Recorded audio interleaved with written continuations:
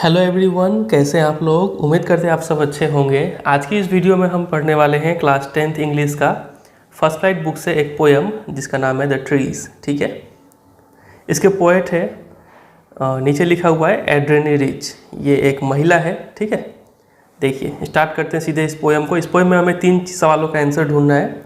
सबसे पहला है कि can there be a forest without trees. क्या कोई ऐसा फॉरेस्ट हो सकता है जहाँ पे पेड़ ना हो।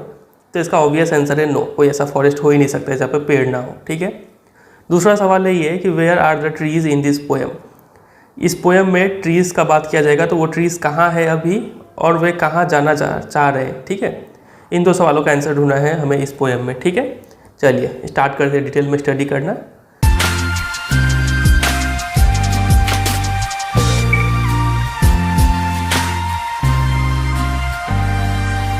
लिखा हुआ है कि the trees inside are moving out into the forest that was empty all these days, where no bird could sit, no insect hide, no sun bury its feet in shadow.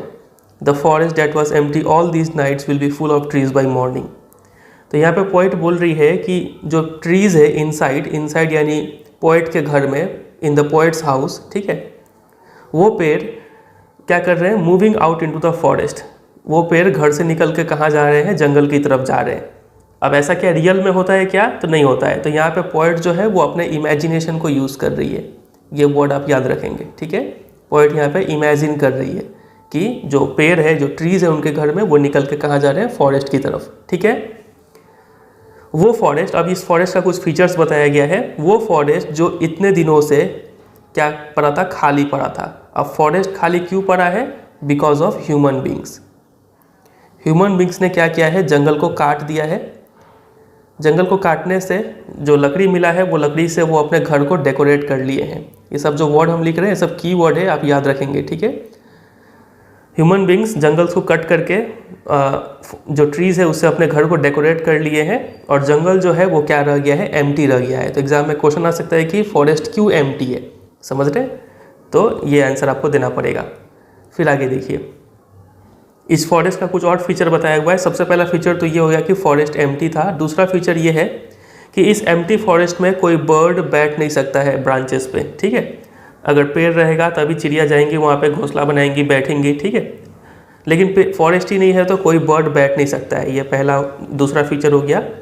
तीसरा फीचर ये है इस forest का कि इस forest में कोई insect hide नहीं कर सकता है, क्योंकि फॉरेस्ट रहेगा तो ही उनको ऐसा जगह मिलेगा जहाँ पे ये इंसेक्ट छिप सकते हैं। अब फॉरेस्ट ही नहीं है तो इंसेक्ट छिप नहीं सकते हैं। और चौथा फीचर इसका ये है कि no sun bury its feet in shadow. ये काफ़ी इंपॉर्टेंट लाइन है। डायरेक्ट इसका मीनिंग पूछते हैं तो इसका मीनिंग ये है, यहाँ पे सन मतलब सनलाइट या फिर रेज ऑफ द सन। जो सन रेज है वो अपने पैरों को शैडो में नहीं बरी कर सकती है। इसका मीनिंग पूछते हैं तो इसका मीनिंग आप ये लिख लीजिए और याद भी कर लीजिए कि इसका मीनिंग है कि sunlight can not be covered under the shadow of the trees. इस लाइन को आप अच्छे से रट लीजिए, इस लाइन का मीनिंग है। ठीक है, बोला जा रहा है कि जब ये कोई लैंड है, मान लीजिए जब इसमें कोई फॉरेस्ट नहीं है तो जो भी सन का रेज आ रहा है यहाँ से वो इस पूरे ज़मीन पर गिर रहा है। ठीक है, लेकिन अगर मान लीजिए इसी ज़मीन पे अगर पेड़ होते हैं, यहाँ पे फॉरेस्ट होता अगर, तो क्या होता, ये सनलाइट क्या पूरा गिर पाता ज़मीन पे, नहीं गिर पाता। कुछ ही रेज जो थे वही ज़मीन पे गिर पाते। तो इन्हीं रेज को क्या बोला गया है, फीट। ठीक है, तो इस शैडो में अपने जो फीट है, पैर है, वो जमा नहीं सकते हैं ये सन। क्यों, क्योंकि ये फॉरेस्ट ही नहीं है यहाँ पे, ऐसा खाली सारा सन रेज गिर जाता है यहाँ पे। बात अगर ही समझ रहे हैं। चलिए फिर आगे देखिए, the forest that was empty all these nights. तो ये फॉरेस्ट जो इतने दिनों से और इतने रातों से जो खाली पड़ा हुआ था, ये फॉरेस्ट सुबह तक क्या हो जाएगा, फुल ऑफ ट्रीज, भर जाएगा पेड़ों से। क्यों भर जाएगा, क्योंकि ये पेड़ आज जो है वो घर से निकल के, अंदर से निकल के कहाँ जा रहे हैं, फॉरेस्ट की तरफ मूव कर रहे हैं। बात अगर ही समझे यहाँ तक। चलिए, तो यहाँ पे एक क्वेश्चन आ सकता है, आपसे पूछेंगे कि कौन सा 3 चीज़ फॉरेस्ट में नहीं हो सकता है। ऐसे फॉरेस्ट में नहीं हो सकता है जो ट्री लेस है। ऐसा फॉरेस्ट जो एम्प्टी है, उस फॉरेस्ट में कौन सा 3 चीज़ नहीं हो सकता है। तो पहला, चिड़िया बर्ड नहीं बैठ सकते हैं, इंसेक्ट हाइड नहीं कर सकते हैं, और सन अपना फीट बरी नहीं कर सकता है, मतलब सनलाइट जो है वो शैडो में नहीं पड़ सकता है। ठीक है, चलिए तो ये 3 चीज़ आप याद रखेंगे। आगे मूव करते हैं दूसरे स्टैंजा पे। दूसरा स्टैंजा यहाँ पे बताया हुआ है कि ये जो ट्री है ये कैसे मूव करेंगे फॉरेस्ट की तरफ, वो बताया हुआ है। देखिए, लिखा है कि उस दिन, उस रात जो है, पेड़ का जो अलग अलग पार्ट है वो काम कर रहे हैं। सबसे पहले जो पेड़ का रूट्स हो गया, जड़ हो गया, वो काम करते हैं। क्या काम करते हैं? To disengage themselves. Disengage themselves मतलब टू सेपरेट देमसेल्फ, ठीक है, अपने आप को अलग कर रहे हैं। कहाँ से? From the cracks in the verandah floor. जो पोएट का घर का जो वरेंडा है, वहाँ पे जो फ्लोर है सीमेंट का बना हुआ है, ठीक है, तो वहाँ पे जो क्रैक्स है, उस क्रैक से ये जड़ जो है निकलने का कोशिश कर रहा है, मतलब अपने आप को डिसइंगेज कर रहा है, मतलब अपने आप को सेपरेट कर रहा है। समझे? तो ये हो गया रूट्स का काम। रूट के बाद अब आता है लीव्स। जो ट्री के लीव्स है वो क्या काम कर रहे हैं वो देखिए। The leaves strain toward the glass. जो लीव्स है वो स्ट्रेन कर रही है। स्ट्रेन का मतलब होता है make a lot of effort, बहुत ज़्यादा एफर्ट लगाना। तो ट्रीज़ बहुत ज़्यादा एफर्ट लगा रही है ग्लास की तरफ। जो विंडो है वो ग्लास लगा हुआ है उसमें, तो जो पत्ते हैं वो ग्लास को बहुत ज़्यादा ढकेल रही है और ग्लास को तोड़ने का कोशिश कर रही है, ठीक है। तो लीव्स का ये काम है। इसके बाद आ जाते हैं ट्विग्स। जो छोटे छोटे टहनियाँ हैं वो स्टीफ यानी हार्ड हो चुकी है एक्सर्शन से। वो इतना ज़्यादा फोर्स लगा चुकी है वॉल पे, विंडोज़ पे, कि वो फोर्स लगाते लगाते काफ़ी हार्ड हो चुकी है, ठीक है। फिर अब देखते हैं कि ये बाउल्स क्या करते हैं। बाउल्स का मीनिंग होता है ब्रांचेस। जो पेड़ के लंबे ब्रांचेस है वो क्या करते हैं देखिए। Long crammed bowls सफलिंग under the roof. ये जो बाउल्स है वो काफ़ी बड़े बड़े हैं, क्रैम्ड हो गए हैं, ठीक है, सिकुड़ गए हैं, और ये सफलिंग कर रहे हैं। सफलिंग का मीनिंग होता है slow dragging motion without lifting foot. बिना पैर उठाए जो चलते हैं, जिसको बोलते हैं रेंगना, ठीक है।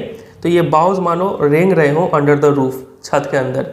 जैसे कि ये मान लीजिए घर है, ठीक है, और इसके अंदर मान लीजिए यहाँ पे कोई पेड़ है, तो ये तो इसको फ्रीडम चाहिए, चाहेगा कि और बड़ा हो जाए, लेकिन यहाँ पे रूफ है चूँकि, तो इसके जो बड़े बड़े ब्रांचेस है वो इसे टकरा रहे हैं और मानो छत पे रेंग रहे हैं, ठीक है।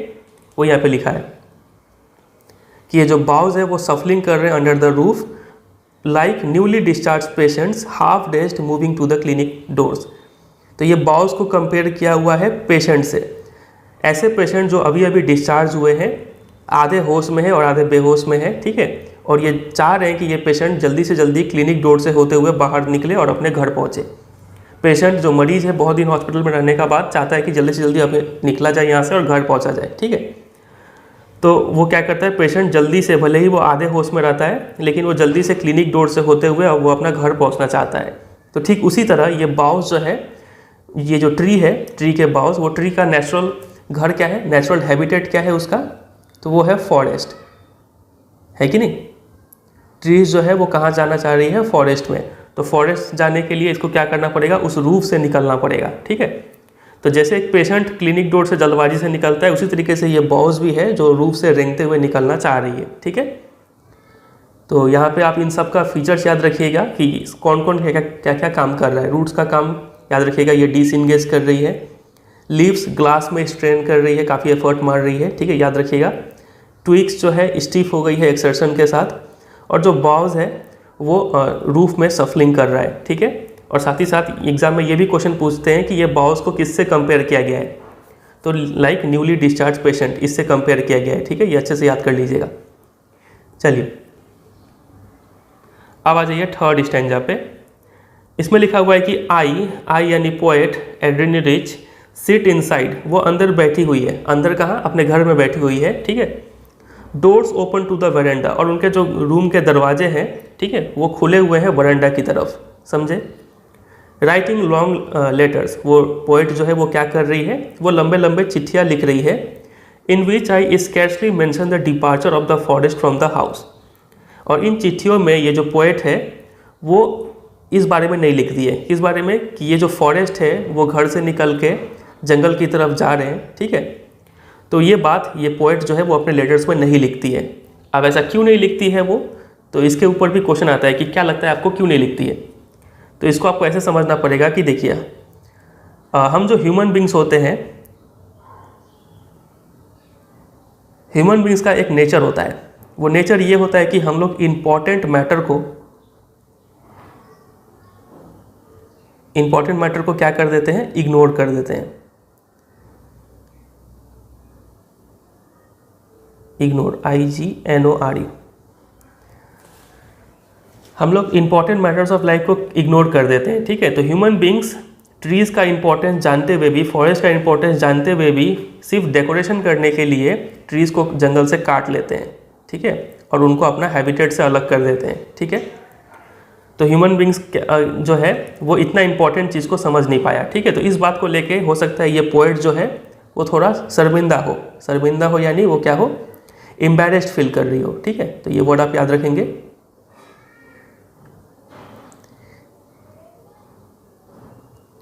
इस बात को लेके जो पोएट है वो थोड़ा एम्बैरेस्ड फील कर रही है, ठीक है।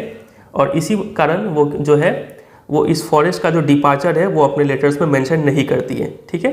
तो ये सब बात आप याद रखेंगे। ट्रीज का नेचुरल हैबिटेट क्या है, फॉरेस्ट है, समझे।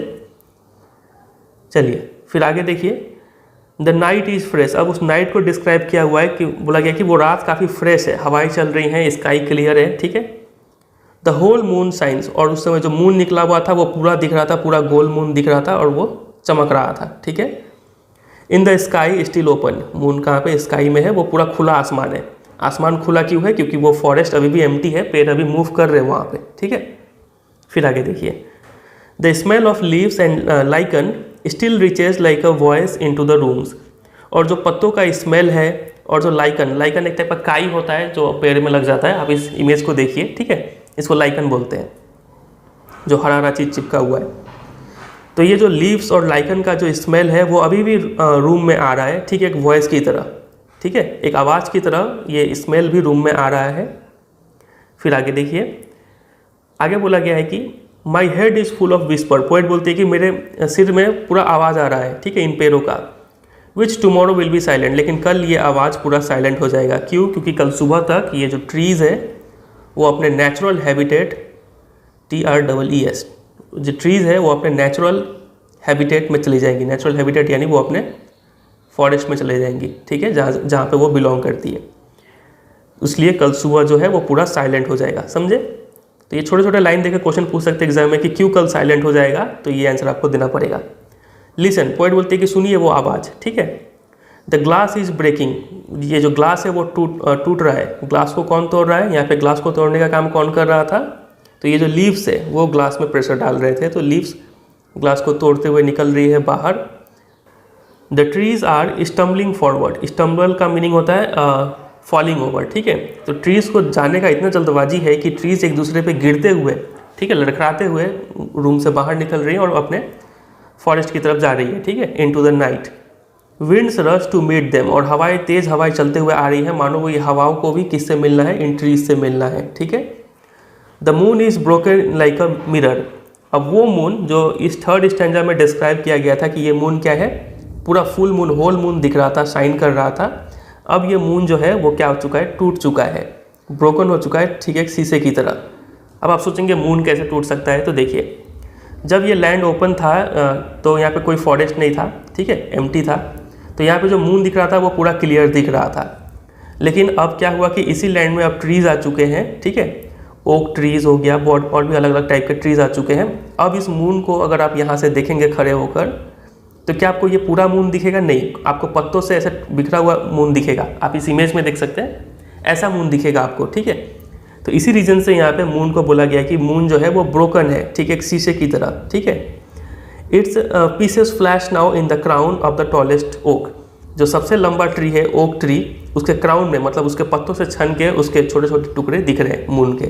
समझे कि नहीं समझे, बस इतना ही था ये पोएम, इसी के साथ एंड हो जाता है। तो यहाँ पे जो थर्ड स्टैंजा में मून है वो फुल है, ये याद रखिएगा, और जो लास्ट स्टैंजा में जो मून है वो टूटा हुआ है। क्यों टूटा हुआ है, क्योंकि उसको हम देख रहे हैं through the leaves of the oak tree, ठीक है, इसलिए वो हमें ब्रोकन अपीयर हो रहा है। तो इसके ऊपर क्वेश्चन आता है। चलिए, ये हो गया। अब बात कर लेते हैं कुछ पोएटिक डिवाइस पे, क्या क्या पोएटिक डिवाइस यूज़ हुआ है। सबसे पहला पोएटिक डिवाइस है सिमिली, ठीक है। सिमिली समझते हैं जब दो वर्ड्स को कंपेयर किया जाए और एज या फिर लाइक वर्ड से कंपेयर किया जाए, तो वहाँ पे पोएटिक डिवाइस सिमिली होता है। तो यहाँ पे बॉस को कंपेयर किया हुआ है पेशेंट के साथ, यानी ट्री को कंपेयर करते हैं पेशेंट के साथ, तो लाइक वर्ड यहाँ पे है, तो यहाँ पे सिमिली पोएटिक डिवाइस है, ठीक है। फिर और यहाँ पे जो स्मेल है इसको कंपेयर किया हुआ था वॉइस ऑफ द रेन के साथ, ठीक है, तो यहाँ पे भी लाइक वर्ड है, तो यहाँ पे भी ये हो गया सिमिली। फिर उसके बाद यहाँ पे मून को कंपेयर किया गया है मिरर के साथ, the moon is broken like a mirror, ठीक है, तो यहाँ पे भी सिमिली हो गया, ठीक है। इसके अलावा यहाँ पे flash now in the crown of the tallest oak, तो यहाँ पे वो ओक ट्री का कोई क्राउन है क्या, नहीं। तो यहाँ पे पोएट हमारे मन में एक इमेज क्रिएट कर रही है, तो यहाँ पे पोएटिक डिवाइस हो गया इमेजरी, ठीक है। और उसके बाद यहाँ पे एक लाइन ये था जो काफ़ी इंपॉर्टेंट लाइन है, no sun bury its feet in shadow, सबसे इंपॉर्टेंट लाइन है इस पोएम का। यहाँ पे भी पोएटिक डिवाइस है पर्सोनिफिकेशन, क्योंकि यहाँ पे सन का कोई फीट तो होता नहीं है, तो यहाँ पे सन को पर्सोनिफाई किया गया है, ह्यूमन क्वालिटी दिया हुआ है, ठीक है। और फिर leaves strain towards the glass, यहाँ पे भी जो लीव्स है वो उतना ज़्यादा एफर्ट तो मार नहीं रहे, लेकिन इसको ह्यूमन क्वालिटी यहाँ पे दिया हुआ है, तो यहाँ पे भी पोएटिक डिवाइस पर्सोनिफिकेशन, ठीक है। चलिए, तो इतना पोएटिक डिवाइस आप यहाँ पे याद रखेंगे, और तो कुछ बाहर से आएगा नहीं। चलिए, तो उम्मीद करते हैं आपको ये पोएम पूरा अच्छे से समझ में आया होगा। वीडियो अच्छा लगा तो जरूर एक लाइक कर दीजिएगा, फ्रेंड के साथ शेयर कर दीजिएगा। कोई मन में कन्फ्यूजन या फिर डाउट है तो कमेंट करके भी आप पूछ सकते हैं, और चैनल पर नए हैं तो उसको जरूर सब्सक्राइब भी कर लीजिए, ठीक है। इंग्लिश के और भी वीडियोज़ है, प्लेलिस्ट सेक्शन में जाके आप देख सकते हैं, आपको वो भी पसंद आएगा। चलिए, एंड करते हैं, मिलते हैं बहुत जल्द किसी और वीडियो में, तब तक के लिए bye bye and take care.